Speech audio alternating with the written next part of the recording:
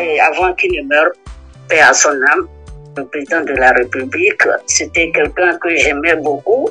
Les gens croyaient même que c'était un ami qui sort avec moi, mais non. Parce qu'il n'aimait pas à cause de mon succès, c'est tout. Quand on a dit j'avais le sida, il a envoyé son avion présidentiel. Le consul est venu chez moi un soir avec 10 personnes. En soir, je vais ouvrir. Ils ont eu peur, ils se sont reculés. J'ai dit, ah, vous avez appris que je suis morte. Ah bon, tu as appris que tu es morte? J'ai dit, mais oui. Mais pourquoi tu n'es pas venu nous dire? Je dis, mais attends, je vais venir à l'ambassade pour dire que je suis morte. Il dit, mais depuis 2 jours, on te cherche. L'ambassadeur nous a envoyé M. Alassoma, paix à son âme. Lui aussi, il est décédé. Et j'étais à Marseille pour aller faire du concert. Et on devait rentrer dimanche, mais on devait me recevoir avec les musiciens le dimanche. Donc, on n'est pas rentré, on est rentré que lundi. Et c'est lundi soir, eux, ils sont venus.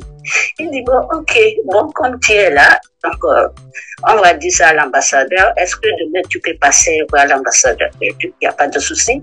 Le lendemain, je suis allée, l'ambassadeur m'a reçu. Quand il a téléphoné, je ne sais pas qui, il parle. Après, j'entends, oui, son excellence, oui, son excellence. Je dis, ah. Alors, j'ai commencé à avoir peur. Et quand il a parlé, après, il me tend le téléphone. Je prends, allô, c'est quoi ces histoires? J'ai dit, vous allez rentrer pour démentir, je vais vous envoyer mon avion. Placez-moi son excellence. Et j'ai donné le téléphone à son excellence, l'ambassadeur. Ils ont parlé. Et après, l'ambassadeur me dit, mais ma soeur, tu as entendu? Dans 2 semaines, l'avion va venir te chercher. Donc, prépare-toi à partir. C'est là que j'ai vécu l'histoire est grave. Donc, en sortant de chez l'ambassadeur, je descends les escaliers, je commence à pleurer. Je sors, je pleure, je viens ici à la maison, je commence à composer, chanter. J'ai chanté juste ce qu'Obéissida, Alléluia. Et c'est juste ce que les gens disaient. Ce que ma maman disait, que les gens la voient, disent, oui, c'est elle, c'est la maman, c'est sa fille qui est morte du sida, c'est elle, c'est elle, ça, à l'église. Quand elle va aller dans le monde. Donc, ma maman m'a dit ça. Donc, c'est ça, tout ce que les gens racontaient, c'est ça que j'ai pu faire Obéissida, Alléluia. Je dis, la pauvre Lala. Combien de temps, en fait, ça vous a pris à composer cette chanson pour rentrer, pour démentir que vous n'avez pas eu le sida? Non, mais dès que je suis rentrée à la maison, je pleurais pour rentrer. J'ai pris la feuille, le bic pour commencer à écrire ce que les gens disaient. Obéissida, Alléluia. Et là, je dis, comment on peut enterrer quelqu'un comme Lala et personne n'est au courant? Alors, ils disent qu'ils ont dit que le président m'a enterré discrètement parce que c'est une honte pour le Togo et une honte pour les gens du Nord parce que c'est leur sœur. Mais c'était devenu politique, ma sœur. C'était politique. Donc, à l'école, les enfants se bagarraient. C'est votre maman, votre sœur qui est morte de sida. Il y avait des problèmes. Le président a appris qu'il m'a enterré discrètement. Le président dit, mais attends, c'est là il a appelé l'ambassade et l'ambassade m'a appelé et j'ai parlé avec lui. Oui, Nimoto Kilala, est-ce que depuis là, vous avez su qui avait lancé cette rumeur contre vous, que vous avez eu le sida? J'ai imaginé une sœur, elle aussi, elle est venue ici, elle m'a dit qu'elle veut aller à la SACEM. La SACEM, c'est où elle ne connaît pas puisqu'elle vient du Togo. Et à son âme, elle aussi, elle est morte. Et c'est moi qui suis occupée d'elle quand elle est venue jusqu'à sa mort. Et c'est moi encore qui ai appelé le président pour qu'on rapatrie le corps. C'est moi aussi qui ai appelé pour qu'on amène ma soeur là pour se faire soigner. Mais avant ça, elle était venue, elle voulait s'inscrire à la SACEM. Je l'ai amenée. Elle me dit, mais tu es malade? Je dis non, j'ai eu des problèmes avec mon copain. Et on s'est séparés. Donc, comme déjà, je ne suis pas une grosse femme, j'ai encore maigri. Donc, elle m'a dit, j'ai pensé que c'est elle. Peut-être elle a parlé comme ça qu'elle a vu Lala qui a maigri. Mais et tout de suite, tu sais, les histoires, ça parle, on dit, ah oui, mais donc elle a le sida. Mais à l'époque, quand tu dis tu as le sida, mais c'est grave. Oui. C'est comme le sida là. Même si tu es à côté de quelqu'un, tu attrapes le sida. Si tu fais bisou à quelqu'un, il va te contaminer. C'était grave. Oui, Mais oui. quand j'ai appris ça, je suis partie faire les tests plusieurs fois, rien négatif. Limon Tokilala, moi j'ai appris l'histoire que vous avez eu le sida quand j'étais encore très petite.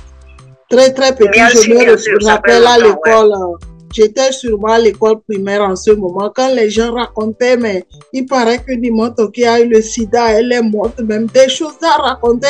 Et puis un jour comme Voilà. ça, on vous voit atterrir avec la chanson là, oh, ben sida, elle est là. Bon, tout le monde se dit, mais on dit, elle a le sida, elle est morte. Comment elle est arrivée au Togo? Et moi, je me suis toujours posé la question, comment elle a composé cette chanson pour venir? Parce que, ou bien c'est elle-même qui a lancé la rumeur pour pouvoir faire la chanson et venir. Je ne suis pas au Togo. Comment je vais voir le président pour lui dire de m'envoyer son avion présidentiel? Parce que ça lui a fait mal qu'on dise qu'il m'a enterré discrètement parce que c'est une honte pour le Togo et surtout les nordistes.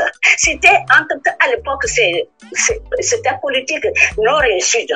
Il a appelé, je suis allée, il m'a parlé, il me dit, il faut rentrer, c'est quoi ces histoires-là? Je lui ai dit, je ne sais rien. Et j'ai commencé à pleurer. Et je lui parlais, je pleurais. Il m'a dit, mais il faut rentrer pour te mentir. Pour que les gens te voient. Donc, le lendemain, j'ai appelé, comme je travaille avec les Aérois, ils sont venus et on a répété. Et troisième jour, c'est une seule chanson. On est rentré au studio et j'ai enregistré. Et j'ai copié sur le DVD à l'époque, CD. Et je sors de là-bas, il était 20h. Je cours à l'ambassade, c'est la résidence de l'ambassadeur à la Soma. Et puis il a dit de prendre les CD pour mettre. Et il est assis, il écoute. Quand c'est fini, il a fait comme ça. Bravo. Là, vraiment, tu es un artiste. Vraiment, les paroles sont bien. Si, la musique, elle est bien. Je dis merci son excellence. Le lendemain, j'ai commencé à faire ma valise et tout. Et l'ambassadeur m'a appelé 2 semaines, mais ok. Donc, l'avion est là. Donc, je suis rentrée, j'ai pris ma valise avec ma petite sœur Clémentine et nous sommes rentrés dans l'avion du président et le président a donné des ordres que j'arrive vers 1h, 2h du matin. Il ne faut pas qu'on voit que je suis arrivée. Arrivé à Lomé à 2h, j'entends doudou là, c'est quand il y a un événement qu'on fait ça au pays cadien. Et puis je vois la police, on sort par la sortie du président, là, on sort par là et puis on monte dans l'avion, j'en vois, derrière devant. Il y avait du monde fou, il y avait des artistes, Baudouin, paix à son âme, il y avait Julie Akosato, il y avait du monde, les artistes, les journalistes, et puis aussi là, au bord de la route, il y avait du monde. Pourtant, il était 2h et quelques. Limon Tokilala, aujourd'hui vous êtes en bonne santé. Vous avez vécu toutes ces années dont on a vu vraiment que c'était du mensonge. Et puisque vous me parlez aujourd'hui, ça permettra aux téléspectateurs de comprendre en fait que c'était un mensonge. Et la preuve, vous êtes encore vivant, en bonne santé, donc on voit que c'était un mensonge.